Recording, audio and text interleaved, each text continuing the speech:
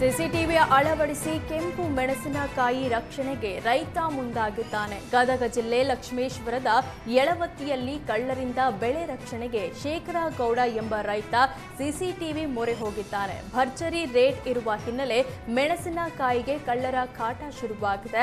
ಮೆಣಸಿನಕಾಯಿಯನ್ನ ಕ್ವಿಂಟಲ್ಗೆ 50,000 ರೂಪಾಯಿವರೆಗೂ ಮಾರಾಟ ಮಾಡಲಾಗ್ತಾ ಇದೆ. ಅತಿವೃಷ್ಟಿಯಿಂದ ಅಳಿದುಳಿದ ಬೆಳೆ ರಕ್ಷಣೆಗೆ ವಿಭಿನ್ನ ಪ್ರಯತ್ನ ಮಾಡಿದ್ದಾರೆ. ಜಮೀನಿಗೆ ಯಾರೇ ಪ್ರವೇಶ ಮಾಡಿದ್ರು ಸಿಸಿಟಿವಿ ಸೈರನ್ ಮಾಡುತ್ತೆ. 7,000 ರೂಪಾಯಿ ವೆಚ್ಚದಲ್ಲಿ ಕ್ಯಾಮೆರಾ ಅಳವಡಿಸಲಾಗಿದೆ. ಅರಣ್ಯ ಒತ್ತುವರಿ ತೆರವು ನೆಪ ಹೇಳಿ ಅಡಿಕೆ ಮರ ನಾಶ ಮಾಡಲಾಗಿದೆ. ಉತ್ತರ ಕನ್ನಡ ಜಿಲ್ಲೆ ಸಿದ್ದಾಪುರ ಬಳಿಯ ಗೋಳಿಕೈನಲ್ಲಿ ಘಟನೆ ನಡೆದಿದೆ. ಅರಣ್ಯ ಇಲಾಖೆ 125ಕ್ಕೂ ಹೆಚ್ಚು ಅಡಿಕೆ ಮರಗಳ ಮಾರಣ ಹೋಮ ಮಾಡಿದೆ. 35 ವರ್ಷಗಳಿಂದ ಬೆಳೆಸಿದ್ದ ಮರಗಳನ್ನು ಅಧಿಕಾರಿಗಳು ಕಡಿದಿದ್ದು ಸ್ಥಳೀಯರ ಆಕ್ರೋಶಕ್ಕೆ ಕಾರಣವಾಗಿದೆ. ಎಲೆಚುಕ್ಕಿ ರೋಗದಿಂದ ಅಡಿಕೆ ಮರ ಒಣಗುತ್ತಿದ್ರೆ ಮತ್ತೊಂದೆಡೆ ಕಾನೂನಿನ ಹೆಸರಲ್ಲಿ ಮರ ಕಡಿದ್ರೆ ಬದುಕೋದು ಹೇಗೆ ಅಂತ ಸ್ಥಳೀಯರು ಆಕ್ರೋಶ ವ್ಯಕ್ತಪಡಿಸಿದ್ದಾರೆ. ಅರಣ್ಯ ಪ್ರದೇಶದ ಜಾಗಕ್ಕೆ ಬೇಲಿ ಹಾಕಬಹುದಿತ್ತು.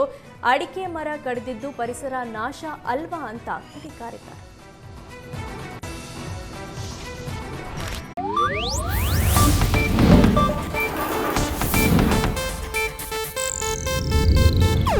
ಇದು ಏಷ್ಯಾನೆಟ್ ನ್ಯೂಸ್ ನೆಟ್ವರ್ಕ್ ಪ್ರಸ್ತುತಿ.